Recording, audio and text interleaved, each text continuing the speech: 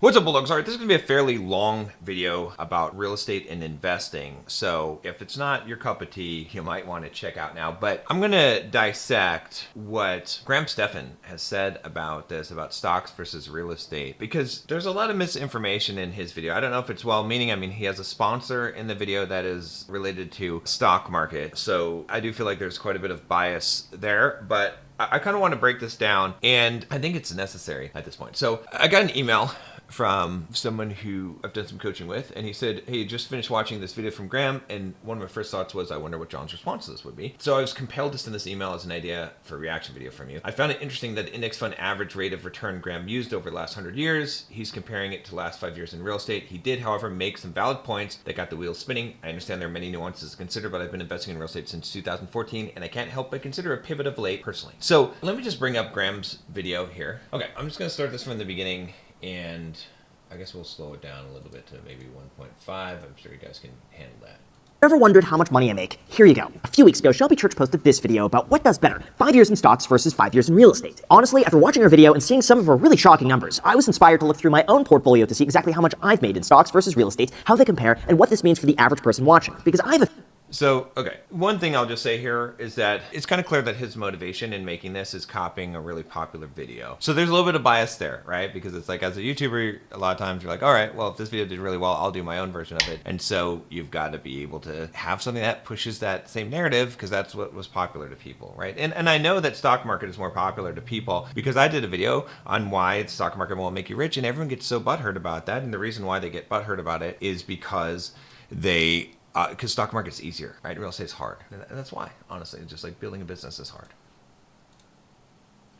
feeling. It's probably not what you're expecting. And if I could save a few people from making a really big mistake, then this entire video is 100% worth it. Although before we start, as usual, if you appreciate videos like this, all I ask for in return is that you hit the like button or subscribe. Plus, I'm going to be linking to Shelby's video down below in the description for anyone who wants to follow along. So thanks so much, and also big thank you to And hey, and go over to his video, check it out, give him a like, because Graham does put a lot of work into his stuff. Public.com for sponsoring today's video, but more on that later. All right, so first, let's talk about how much money I've made from real estate. I hate to say it, but for most people, this is going to be completely dependent on when and where you bought your home. Because as you're about to see, you could either make a ton of money, or you're going to be completely fucked. In my case, the first property I purchased was back in 2012 as a bank-owned foreclosure in San Bernardino County for $59,500. Yeah, seriously. I bought it outright in cash with money that I had saved up for 4 years working as a real estate agent. I then spent another $12,000 fixing it up, and it's currently worth about $400,000, while earning about $1,500 in net rental income every single month. From there were two other properties that I bought and recently sold with nearly identical returns. And over the years, I just kept saving up my money until 2016, where I bought another property in West Los Angeles for $780,000. In terms of numbers, I was able to buy it with about $150,000 down, and I got a 30-year fixed-rate mortgage at 3.375%, and then I spent another $60,000 fixing it up. As a result of that, I made about a 280% return on my money, while also earning about $150,000 in rental income over the last 5 years. From there, though, the returns do get...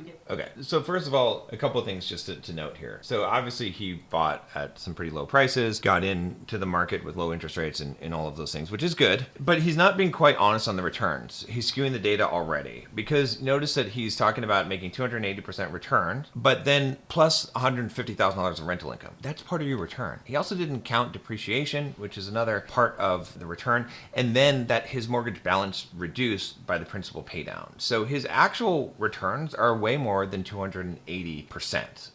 That's something to factor into this. And he has an asset that's producing $1,500 a month of rental income right now. So that and again, it might seem like it's a small thing, but there's a reason why he's setting it up this way, is because he has a narrative that he's going to push later, showing that the stock market or investing in index funds is better. And I believe it's because of the sponsor that he has. I could be wrong. Again, I hate to judge like that, but I'll just give you the straight truth. A little bit more difficult to calculate. For instance, in 2017, I purchased a duplex in mid-city Los Angeles for $585,000. I've spent a total of $220,000 fixing up both units, and now I'd say it's currently worth about $1.2 million. But in 2018, I was able to do a cash-out refinance to pull out all of my initial investment while locking in a 30-year mortgage at 3.75%. This means I have none of my own money in the deal, the upside is pure profit, and I've made about $120,000 in rents since 2020. I also did something similar with another duplex that was located down the street. I bought it for $815,000, I put 15% down, and I later rented it out, and now it's worth about $1,150,000. When you add all of this up, purely from an investment standpoint, with properties that were purchased to renovate and later rent out, I have $643,000 of my own money invested for a total value increase of $1,843,000, which...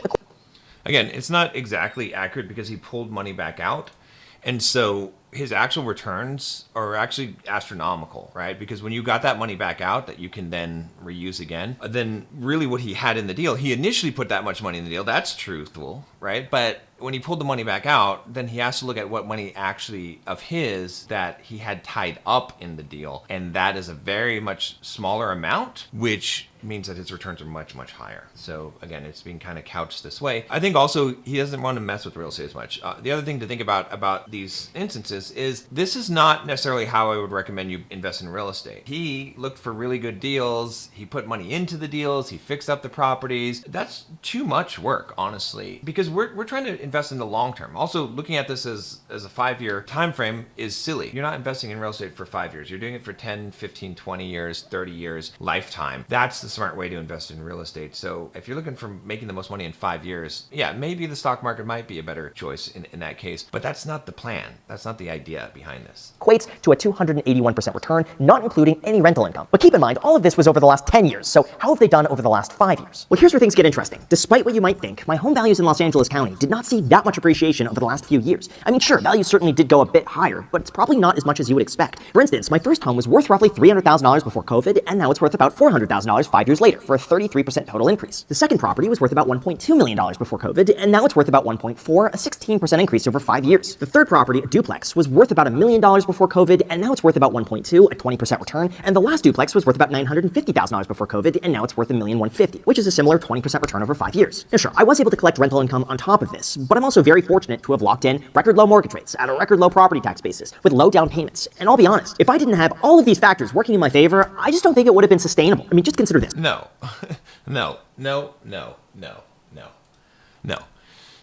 A couple of reasons here. So first of all, the returns that he's showing over 5 years, he's giving you the raw returns, not the leverage returns, right? So when he says that the value of the property went up 20%, that's not his return. Remember, your return is based on how much you have into it. What is your current equity position in that property, right? He has a loan on it. He has leverage on that property. So when you think about, your return is essentially based on your tied up capital that you have access to, not on your debt. And so I don't want to make this too complicated, but let's just take the example of a house that he has, to use some simple numbers, that's $1 million that he bought it for, and then it went up in 5 years to 1.2. Okay, so that's clearly a 20% return. How much was his actual equity in that property at that time? Now, yeah, the equity had increased because he had, fixed up the property and bought it cheap. But let's just say that his equity position was $500,000. So he had $500,000 of cash that was tied up in that, and then the rest of that million was debt. So 500 in debt. So if he had $500,000 cash tied up in that, okay, and it goes from 1 million to 1.2 million, that's a $200,000 increase. So his $500,000 of equity becomes $700,000. What's the return on that? Okay, that is roughly, if it were,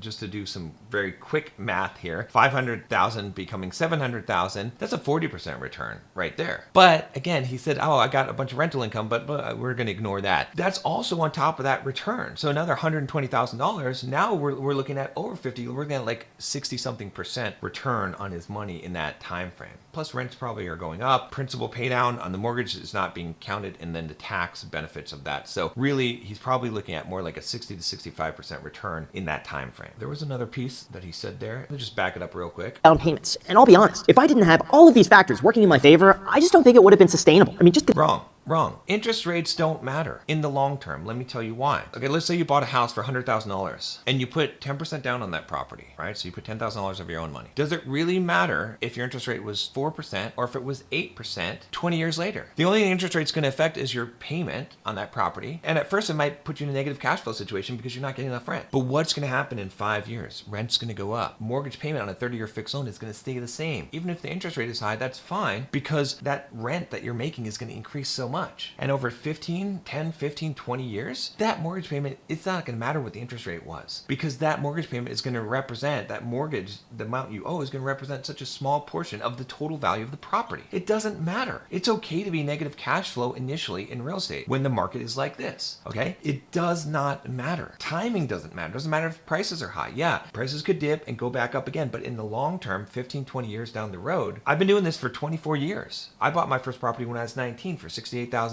Trust me on this one. I know what I'm talking about, and I can show you all the math on this. But we're going to just kind of go through this, but I just want you to know that he's not correct in saying that this wouldn't have worked. It would have been tougher without ideal conditions, but you don't have to have ideal conditions. Consider this. Over the last few years, my home insurance rates have gone up about 35 to 40%. My property taxes have gone up about 15%. My labor and material cost has gone up 50 to 100%. And if I were to buy any of these properties today, I would be losing a substantial amount of money. Like, let's take the example of my first property. If you bought that today at You wouldn't be losing a substantial amount of money. You'd be losing some money, sure, initially from cash flow, but you'd be stacking money in the bank by doing the principal pay down and getting the depreciation benefits of it. And again, we're not talking short term, we're talking long term. $380,000, you put 15% down and get a 30-year fixed rate loan at 7%. Your monthly payment would be $2,148 a month, which is already significantly higher than what I'm getting in rent. But on top of that, you would also have property taxes at $375 a month, home insurance at $125 a month, and repairs and maintenance at $150 a month. All of a sudden, you're now spending $2,900 a month for a property that you could rent for $1,950 a month. So even though real estate has been a really good investment, Okay, and that's accurate. That's also California. Don't buy in that market. You can find better markets. But even at that, I would still take that deal and I would make a ton of money 10, 15, 20 years down the road because it does not matter. Those rents are going to go up. That mortgage payment is going to stay the same. Yes, taxes and insurance will go up, but they're not going to go up as much as the rents are going to go up in relation to the payment on that mortgage, which is a fixed rate mortgage, which is going to stay the same. Plus, you're probably going to refinance when rates go down. No, this is not correct advice. today's prices, the numbers just don't pencil out. Although with stocks also at record highs, how much would I have made had I just thrown it all in an index fund instead? Although before we go into that, this is a perfect example of why it's so important to have as much information at your disposal as possible. For example, when it comes to building wealth, studies show that lump sum investing beats dollar cost averaging 68% of the time. Wow, this is a really weird thing to start talking about here, right? Because it's a sponsor. Lump sum investing outperforms dollar cost averaging 68% of the time. Most likely, again, I'm not super familiar with these statistics, that dollar cost averaging, when it does outperform lump sum investing, it outperforms it by a lot. And lump sum investing probably has a higher risk profile where when it doesn't outperform it, you get hurt a lot more. You lose a lot more money. So even though 68% of the time it's going to outperform, I don't know about this. And holding cash underperforms investing 69% of the time. That's why our sponsor Public wants to help you start the new year with your best foot forward. For those unaware, Public.com is a platform that helps you build a multi-asset investment portfolio of stocks, bonds, options, treasuries, crypto, ETFs, and more all in one place. With their seamlessly designed interface, Public also makes it extremely easy to research more information than you ever thought was possible while making decisions about your investments. Personally, I love their Key Moments feature that gives you specific insights into major news, plans, or earnings throughout various price movements. This way, you can understand why a stock is moving up or down and not. Okay, I don't have any opinion on Public, but look, here's the deal. It's very clear that, I mean, first of all, how much do you think they paid him for this sponsorship? He's got 4.9 million subscribers on his channel. This video has 340,000 views at this time. They probably paid him more than he's making on real estate. In fact, here's the problem with Graham Stephan. Again, I like him. He's got some great advice, but he's making way more money from YouTube and his content and his programs than he is from real estate or investing in any way. And so does he really care about doing real estate investing anymore? Not really. It doesn't matter because he can make a ton of money from his channel. It makes sense for him. And the sponsorships, right? You know, if it's like a question of, hey, invest in real estate or take the sponsorship is super easy money. You just got to make this video making it look like, oh, stock market investing is so much better. Like let's use this app. Again, I'm not saying for 100% certain that that's what's going on, but it really does reek of that. And so we're going to skip past the rest of this sponsorship ad. All right, so in terms of how much money I made in stocks versus real estate, here's what you came for. Overall, on any deals that were purchased on or before 2018, the real estate investments actually outperformed the stock market by about 20 to 50%, not including rents. Normally, I just go over each of these one by one, but not including rents. Key. Because I'm really worried it's going to be a long-winded analysis and some people are going to get bored and click off, I'm just going to put it on the screen here and you can pause.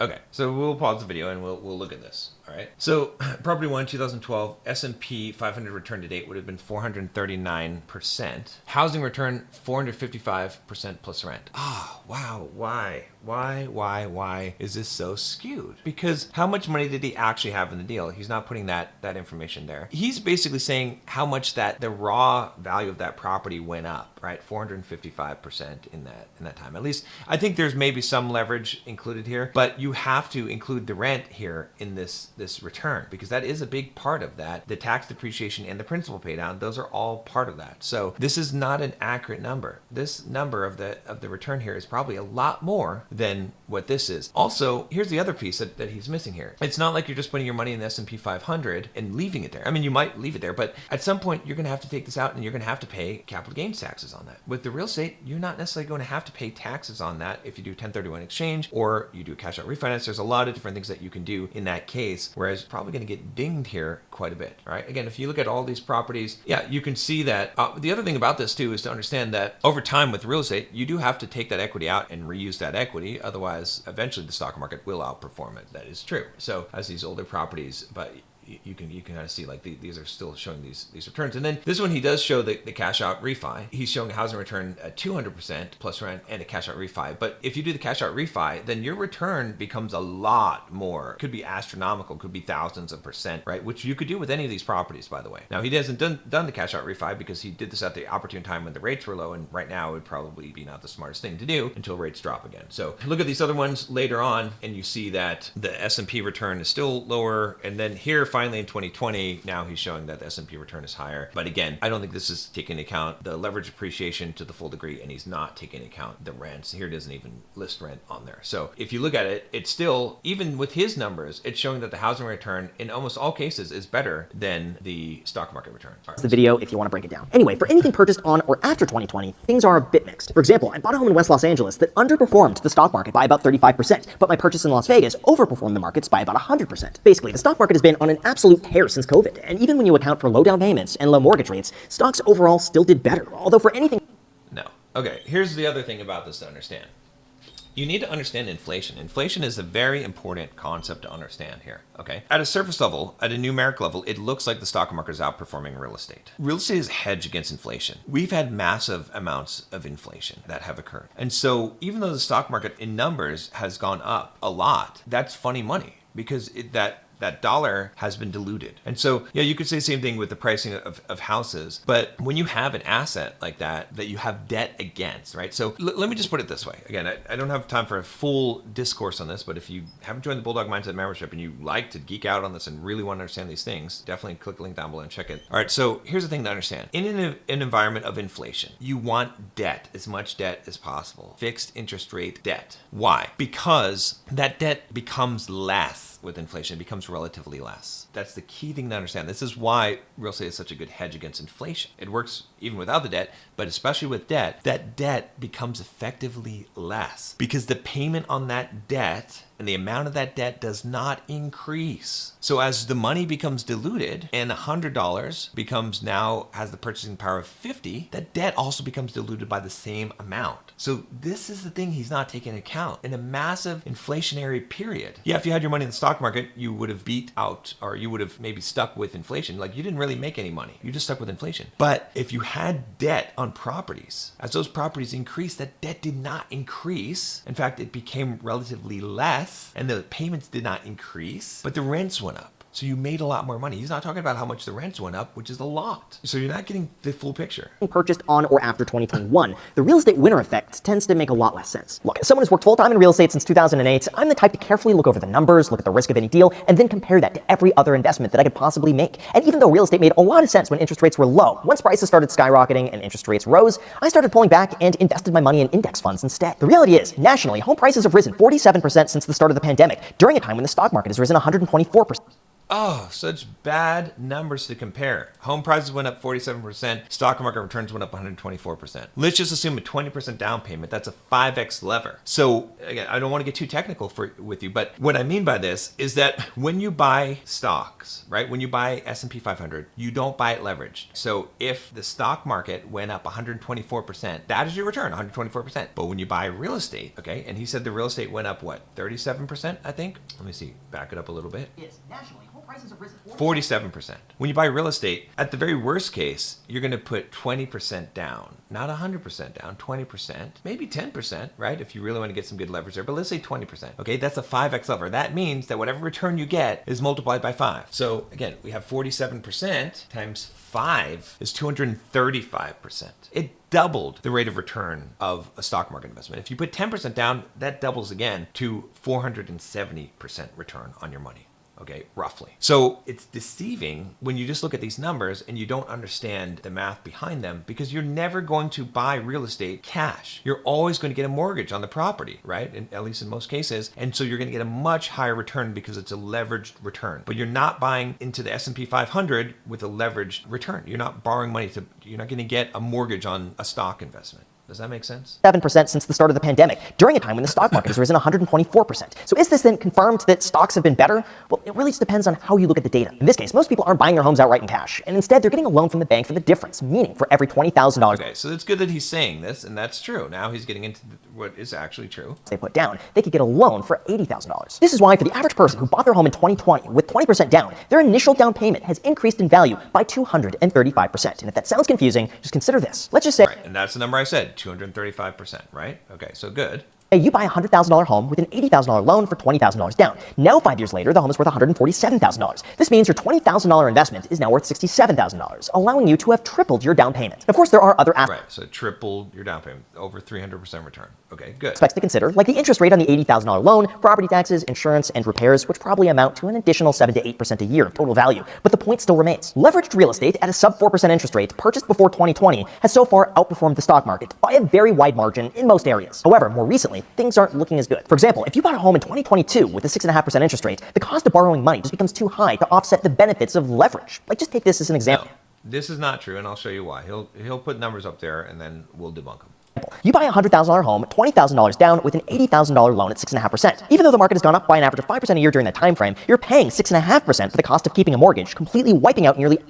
Okay, no, that's not how this works, okay? This math might be correct, but this is not how this works. Okay. So first of all, these numbers are correct. If you get a 5% appreciation, then you're gonna get $5,000. So your $20,000 down payment, what's your return on it though? If it was $20,000 and you got $5,000 off of your 20, because that's what you put into it, what is your return? It's 25% return. Now what he's saying is you're paying 6.5% interest on $80,000, so you're losing $5,200 per year. Okay, if you bought this property and did not rent it out, he's correct. If you just bought a property and you're like, just like you buy a stock, you don't rent out a stock, then sure, then that's correct. Then that would be barely negative. Okay, when you have the tax benefit into there and you include the principal pay down on the mortgage, then you would actually still be positive. So even if you bought this property and you didn't even rent it out, you just left it empty, you would still make a little bit of money. Okay, again, it would probably be better to invest in the stock market than to buy a house and not rent it out. However, if you do rent this out, this 6.5% interest is irrelevant because the payment that you're getting in rent is going to cover this interest entirely and a lot of the principal on that loan. Okay, now yeah, you might have a little bit of negative cash flow, right? So maybe this $5,000 per year turns into $4,000 per year, which is still a pretty dang good return on your money, which is still going to be the stock market. Because remember, at $5,000 per year, at 20% down, that's a 25% return. You're not getting 25% return in the stock market every year. It's just not going to happen. However, even with the negative cash flow, if you count the depreciation benefit, which is tax benefit that you get, and the principal pay down, I'm going to say that you're probably even still at that 25% return. So this is just like, why put this up here? This does not make any sense. It does not matter what the interest rate is. It does not matter. If this were a lower interest rate, it still wouldn't matter. Because let's put this number here and change this to a 3% or 2% interest rate. So instead of losing $5,200 in interest per year, maybe you're paying $4,000 in interest per year. How much does that matter? You're talking about a difference of $1,200? It doesn't matter because you're getting rents, okay? The rents is what is going to pay this interest. That's the whole point of buying property. So this is why this is very deceiving. Of keeping a mortgage, completely wiping out nearly all of the benefit of home appreciation. So unless your area sees home appreciation above 8% a year, your best case scenario is simply a break even from an investment standpoint. Now, and I think maybe he just honestly got his math wrong and didn't think about this thoroughly, but this is absolutely wrong information. The other side of the coin, you have index funds. Over the last 100 years, the S&P 500 has averaged a 10.6% annualized return with dividends reinvested, which is pretty good for... You're going to be glad that you made any investment in real estate. Okay, over the last 100 years, there's a lot that's changed in 100 years. That's not a very good look back window. Now, again, I think 7-8% return, you can guarantee on that, or like you could have some reasonable information. But let's look at S&P 500 returns over the last, let's say 50 years, or actually, I think we're probably more accurate doing 30 years because that's when technology and everything. So in 30 years, it's between 9.67% and 10.9. Okay, so that's fairly, but when you adjust it for inflation, the average return is closer to 8%. It's fairly decent. decent. That data is not too bad. Basically no work. This means instead of putting 20% down on a property with a 6.5% mortgage rate that historically appreciates 4% a year, you could potentially make an average of 10% with just a click of a button. As an example of this, let's just say you have 100. No, again, such bad information because he's selling the sponsorship here. That's a wrong comparison. Yes, investing in real estate is a lot more work. Okay. However, it's not you're going to get 4% versus 10% versus with the click of the button, right? Because remember, if you get a 4% return on something that you put 10% down, that's a 10x level. You're getting a 40% return versus a 10% return. If you put 20% down, you're getting a 20% return versus a 10% return. And it's also a lot more guaranteed, right? With real estate, there's very little risk involved. Now, yeah, S&P 500 is not going to drop to zero, but investing in individual stocks, you carry a large amount of risk. $100,000 to invest, and you want to know what's going to make you more money over 20 years, housing or an index fund. Well, an index fund is going to be really easy. At a compound annual growth rate of 10.6%, after 20 years, your $100,000 is going to be worth $750,000 with dividends reinvested. But with real estate, you could use that $100,000 as a down payment on a $500,000 property at a 6.5% mortgage rate. This means your overhead cost is going to be $2,550 a month for a mortgage, $500 a month for property tax, $200 a month for insurance, and another $300 a month for miscellaneous repairs and maintenance, for a total cost of $3,550 a month. In my market, a home like this would probably rent for around $3,500 a month, which means you're going to be losing about $50 a month in cash flow. But you would be paying down the mortgage by an average of $375 a month in the first year, giving you a total profit of $325 a month, plus home appreciation. But it doesn't quite end there. According to the National Association of Realtors, the median single-family home appreciated by an average of 3.92% a year, meaning over 20 years, your $500,000 home is going to be worth $1,078,000. So housing wins, right? Not so fast. Over No, it does win. 20 years, you will have paid down your mortgage balance to $206,000. If rents stay consistent with the increases in property taxes, insurance, and repairs, your net amount will stay the same. And when all is No, rents do not stay consistent with property taxes, insurance, and repairs. Rents are going to go up higher, especially because you're leveraged on it. said and done, your $100,000 investment over 20 years will have grown to $872,000. In order to do this, you're required to keep a tenant at all times, keep all repairs and maintenance under $300 a month, and literally have zero downtime whatsoever for any vacancy, which I gotta say is literally impossible. More than likely, over the long term, you're gonna have an average of 1 month of vacancy every 6 Let's go back real quick because these numbers are not exactly dollars. Right on. If rents stay consistent with the increases in property taxes, insurance, and repairs, your net amount will stay the same. And when all is said and done, your $100,000 investment over 20 years will have grown to $872,000. Okay, so the future value based on a 3.92% increase per year, it's probably going to be more than that, honestly, is going to be, over $1 million, okay? He's assuming that you have a $500,000 home, that you put a $100,000 down payment, and you got a $400,000 mortgage at 6.5% interest rate, right? So first of all, the cash flow in 20 years, do you know how much the cash flow is going to outstrip the mortgage payment that's going to stay the same? A lot. Yeah, tax and insurance are going to go up, but they're not going to go up that much. If you think about it this way, right? Let's say that a house goes from 500 to $1 million, right? Doubles in value. At the worst case scenario, taxes, insurance double. If they double, okay, and he's talking about California here, so your taxes are not going to double, but let's say that they double. Even if they double, it's a small percentage of the total amount of payment and rent that you're getting. And so the rents increasing, which are going to double in that time frame, is going to more than make up for it in that time frame. So you're going to see a much higher return on that when you add the cash flow in. Cash flow is probably going to be over $200,000, fairly a lot more than that. We could run the exact numbers, and you're going to have a tax benefit of depreciation on that. So it's going to be a lot more. Plus, is this realistic? Do you really think a $500,000 home that you buy in 20 years will only be worth $1 million? We could backtest that with real data. And yes, even though the average is 4% appreciation, we know that there's many years where houses jump up a lot and they stay up there. They might dip a little bit, but you're more likely to see a $500,000 home in 20 years. It's usually going to at least triple in value in a 20-year time period. It might quadruple in value. So this is the worst case scenario, but the median or best case scenario is going to be way outperforming the stock market. Although, in order to do this, you're required to keep a tenant at all times, keep all repairs and maintenance under $300 a month, and literally have zero downtime whatsoever for any vacancy, which I gotta say is... And that's not true. That's not true. You've got room in there with the cash flow, with the rent, that you don't need to do that. That's not true. Literally impossible. More than likely, over the long term, you're going to have an average of 1 month of vacancy every 16 months for a time where a tenant moves out and you have to get it re-rented. This means you're going to lose out on $52,000 worth of rental income over 20 years, bringing your total return down to $820,000. No. Oh, God. So bad. What did we just talk about the cash flow? Like, you're going to have more rental income that's going to increase. The rent's going to increase. You're going to be in a positive place. Yes, you're going to have some vacancy, but it doesn't matter because your rents are going to more than double. $80,000. Then subtract any large one-time costs from non-paying tenants, large repairs, or any renovations you have to do, and all of a sudden, leveraged real estate is pretty much the exact same return you would have made in the stock market, except with a lot more work. However, let's be real, from an investment standpoint, unless you're specifically out there trying to find undervalued real estate that you could fix up at a favorable mortgage rate in a landlord-friendly city, at best, most homes are simply just a hedge against inflation and a roof over your head. That's it. The way I see it, if you're looking for a place that you can move into... No, that's not true. And now he's talking in, and we'll kind of skip the end of this video, whether you should rent or buy. It's kind of mixed that up, but he's right on the part of you shouldn't necessarily be buying a house to live in. That's, you got to evaluate which is going to be better from a cost perspective. It would be better to buy. It's always good to buy investment real estate. So anyway, I didn't want to make this too long. It's already super long. But if you want more info on all this kind of stuff, there's two options for you. One, if you want one-on-one coaching with me, I've been doing this for 24 years. I can help you buy properties and to understand all these numbers and make sense of this and really build long-term wealth. Email me at john@bulldogmindset.com. I do have a couple of coaching slots potentially available. And then definitely join the Bulldog Mindset membership. There's a link down below. If you really want to get in on all this stuff on business investing and understand this from a very technical standpoint that is not biased, okay, that I'm not trying to promote some other thing, then check that out. All right, I'll see you tomorrow.